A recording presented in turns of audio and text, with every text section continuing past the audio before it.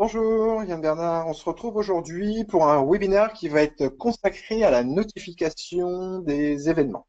Donc la notification des événements, c'est un module qui nous permet en fait de pouvoir assurer une alerte par email, SMS ou synthèse vocale à des profils clients, superviseurs ou externes ou internes résidents de la société de votre client, du site plus exactement, par l'intermédiaire de notre application. Donc, il faut avoir un accès superviseur, avoir accès à l'application Guartec via guartec.net et vous allez directement dans paramétrage, gestion des événements, et vous allez pouvoir assurer la notification de tout ou d'un incident l'un après l'autre. On va par exemple prendre un incident fuite d'eau qu'on peut voir notifié. J'ai simplement cliqué sur l'enveloppe, sur la ligne correspondant à la colonne notification, et je vais pouvoir ajouter de nouveaux destinataires. Le protocole nous permet en fait de pouvoir assurer des notifications en cas de déclaration et de maintien ouvert d'un événement, d'un rapport complété, d'un rapport clôturé, d'une alerte en cas d'un événement planifié qui n'aurait pas débuté en temps et en heure, et d'une alerte si le rapport n'est pas clôturé dans les délais octroyés lors de la création de votre événement. On va prendre par exemple un rapport déclaré et maintenu ouvert, mais vous pouvez aussi cumuler un rapport clôturé derrière pour avoir le suivi. On peut donc utiliser les profils destinataires qui sont déjà enregistrés dans Guartec, à savoir tous les profils sur lesquels on a ajouté nom, prénom et email, comme par exemple le profil client ou superviseur, et on va pouvoir les notifier par mail. Donc je vais pouvoir faire un premier enregistrement ici d'une alerte par mail, pouvoir recréer la même chose sur rapport déclaré et clôturer sur un même destinataire, mais cette fois en lui envoyant aussi une alerte par SMS. Sur l'alerte par SMS, il suffit simplement, dans la case qui est en phase 2, d'ajouter un numéro de téléphone du client, par exemple, d'accord?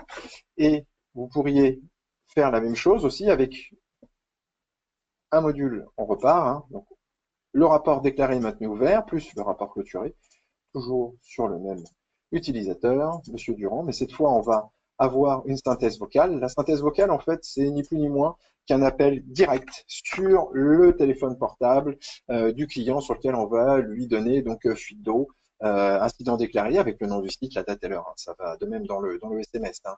Les notifications qui sont assurées par mail sont des notifications qui sont complètes, notamment en cas de clôture de l'événement. Vous avez une copie directe par mail avec l'ensemble des modules rédigés par l'agent ou chef de poste lors de la saisie de son rapport. Vous avez une copie, bien évidemment, en pièce jointe dans ce mail en PDF. Le SMS, c'est juste une alerte avec le nom du site, l'agent déclarant, la date, l'heure et la typologie d'incident, fuite d'eau dans le cas, et la synthèse vocale, c'est identique, c'est extrêmement synthétisé. Voilà.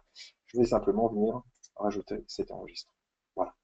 Vous avez la possibilité de voir que toutes les alertes qui sont actives sont ici. On a la possibilité, bien sûr, en cas d'absence ou de congé, de pouvoir désactiver temporairement. Alors, on peut aussi ajouter d'autres destinataires sur d'autres protocoles. Hein. On va repartir donc sur des rapports déclarés et maintenus ouverts et clôturés. Et on va pouvoir soit utiliser une base de données employé résident qui aurait été, elle, pré-créée dans le module des résidents dans la gestion des visiteurs. On va pouvoir associer les numéros de téléphone, mais on peut aussi assurer un nouveau contact. Hein. Donc, seuls les destinataires enregistrés dans Guartec sont des profils utilisateurs qui ont accès à l'application, employé résident non, et nouveau contact moins, encore moins, pardon, mais à l'identique. Et là, on va pouvoir, par exemple, soit ajouter un nouveau contact, d'accord, en mettant nom, prénom, email, etc., en cas d'alerte par email, dans ce cas-là, ou SMS en stipulant directement le téléphone.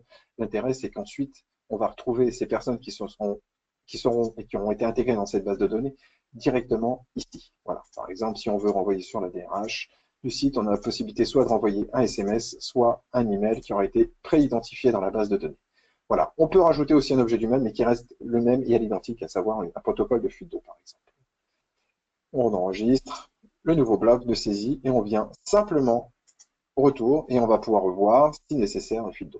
L'intérêt de la notification, c'est clairement de pouvoir assurer cette alerte sans que l'agent soit actif, c'est-à-dire que le préparamétrage étant fait, dès que l'agent va rédiger une fuite d'eau, on aura une alerte sur Monsieur Durand si le rapport est déclaré et maintenu ouvert, quand le rapport sera déclaré auprès de votre serviteur, Bernard Yann, directement par email. Si vous avez besoin de réenclencher les alertes suite à un retour de congé, il suffit simplement de recliquer sur la petite zone de check, voilà, et les alertes sont de nouveau fonctionnelles.